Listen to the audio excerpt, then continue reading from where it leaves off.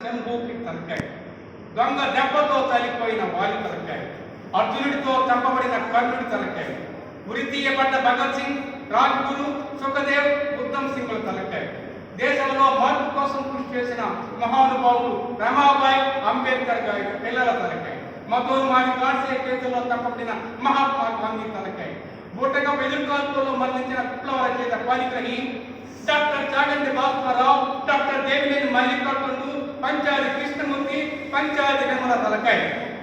ఉస్మానియా యూనివర్సిటీలో మతోన్మాదుల చేతుల్లో తప్పబడిన కామ్రేడ్ జార్జిరెడ్డి తలకాయ, కారంచేడు, చుండూరు, లక్ష్మీపేట, కదిరికొప్పం ముత వీరుల తలకాయ. సైనిక వర్గం అధికారంలో ఉండాలని అందుకే కృషి చేసి పాలకుల చేత చంపబడిన శంకర కోహనియోగి తలకాయ, దోపిడీ కులస్తుల దాడికి బలైన పోలన్ దేవి తలకాయ, ఢిల్లీ నడివీధుల్లో చంపబడిన ప్రజా కళాకారుడు సర్దార్ హష్మీ తలకాయ, ప్రభుత్వ దుర్మార్గుల చేత చంపబడిన ప్రజా కళాకారుని వెళ్లి లలితక్క తలకాయ, కులవర్గ పోరాటాలు దేశానికి అవసరమని చెప్పిన మహానాయకుడు బూటక వెదురుకాల్పులో చనిపోయిన కామ్రేడ్ మాలోదేవి ఉన్న తలకాయ, ఇంకా బూటక వెదురుకాల్పులో చంపబడిన అనేక మంది అమరవీరుల తలకాయ నా తలకాయ.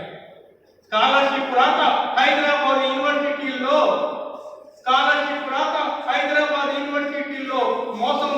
మోసం చేపట్టడం వలన ఆత్మహత్య చేసుకున్న వేముల రోహిత్ తలకాయ, మతోన్మాదుల చేతుల్లో చంపబడిన జర్నలిస్ట్ గౌరీ లంకేష్ తలకాయ, రైతు ఉద్యమంలో చంపబడిన రైతుల తలకాయ, పోరాటాలు చేయలేక ఆత్మహత్యలు చేసుకున్న యువకుల తలకాయ. నా తలకాయ ఆలోచనలైన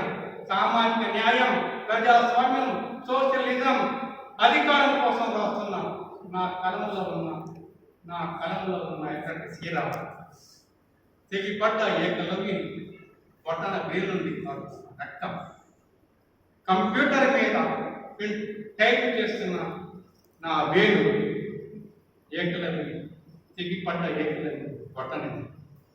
ఇది కొంత భాగం